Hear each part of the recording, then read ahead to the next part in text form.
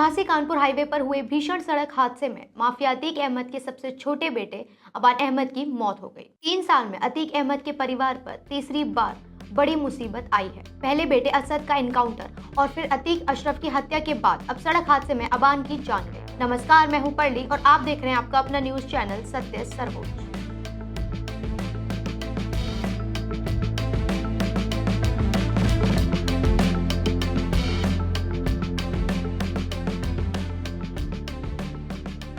उत्तर प्रदेश के झांसी से एक बड़ी खबर सामने आई है।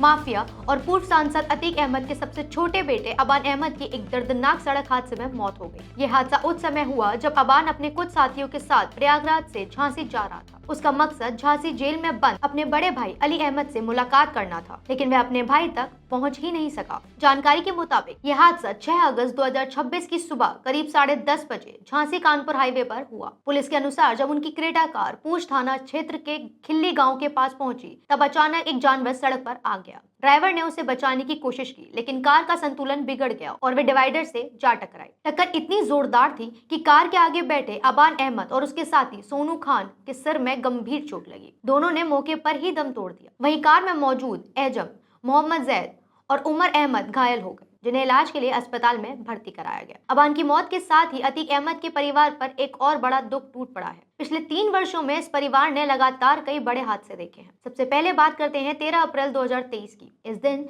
झांसी में यूपी एसटीएफ और पुलिस के साथ हुई मुठभेड़ में अतीक अहमद के बेटे असद अहमद और उसके साथी गुलाम की मौत हुई। असद प्रयागराज के चर्चित उमेश पाल हत्याकांड का मुख्य आरोपी था और घटना के बाद से फरार चल रहा था। करीब 48 दिन तक तलाश के बाद पुलिस ने झांसी में उनका एनकाउंटर कर दिया था। इसके ठीक 2 दिन बाद यानी 15 अप्रैल 2023 को प्रयागराज में एक और सनसनी घटना हुई। अतीक अहमद और उसके बड़े भाई अशरफ को मेडिकल जांच के लिए पुलिस अस्पताल से ले जा रही थी। दोनों मीडिया से बातचीत कर रहे थे, तभी अचानक 3 हमलावर पत्रकार बनकर भीड़ में पहुंचे और बेहद करीब से ताबड़तोड़ गोलियां चला दी। कुछ ही सेकंड में अतीक और अशरफ की मौत मौके पर ही हो गई। बाद में पुलिस ने तीनों आरोपियों को गिरफ्तार कर लिया। अब 3 साल बाद परिवार ने एक और बेटे को खो दिया है। इस बार वजह कोई एनकाउंटर या हमला नहीं, बल्कि एक दर्दनाक सड़क हादसा बना। अगर अतीक अहमद के परिवार की मौजूदा स्थिति की बात करें तो उसके 2 बेटे अब भी जेल में हैं। सबसे बड़ा बेटा उमर वर्ष 2023 से जेल में बंद है, जबकि दूसरा बेटा अली वर्ष 2025 से झांसी जेल में बंद है। अबान और उसका भाई एजम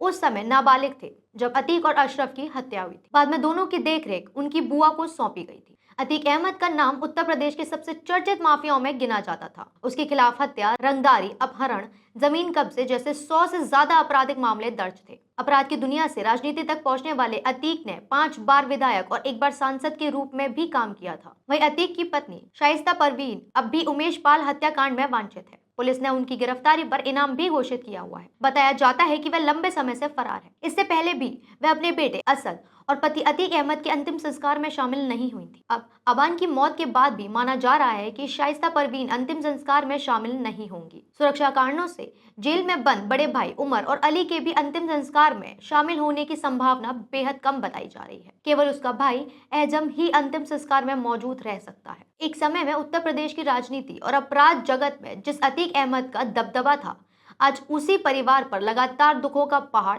टूटता नजर आ रहा है। पहले बेटे असद की मौत, फिर अतीक और अशरफ की हत्या और अब उसके छोटे बेटे अबान की सड़क हादसे में मौत। अबान की सड़क हादसे में मौत ने इस परिवार की कहानी में एक और दर्दनाक अध्याय जोड़ दिया है। अब सवाल ये है कि क्या यह सिर्फ एक सड़क हादसा था या फिर उस परिवार की बदकिस्मती का एक और बड़ा मोड़ है, जिसने पिछले कुछ वर्षों में लगातार अपनों को खोया है। क्या जेल में बंद कैदियों को परिवार में किसी की मृत्यु होने पर अंतिम संस्कार में शामिल होने की विशेष अनुमति मिलनी चाहिए? लगातार हुई इन घटनाओं को आप सिर्फ संयोग मानते हैं या अतीक अहमद के परिवार की दुखद परिस्थितियों का सिलसिला? अपनी राय हमें कमेंट्स में जरूर बताएं और जुड़े रहें हमारे साथ हमारे चैनल। इस वीडियो को लाइक, कमेंट और शेयर करना ना भूलें। धन्यवाद। जय हिंद।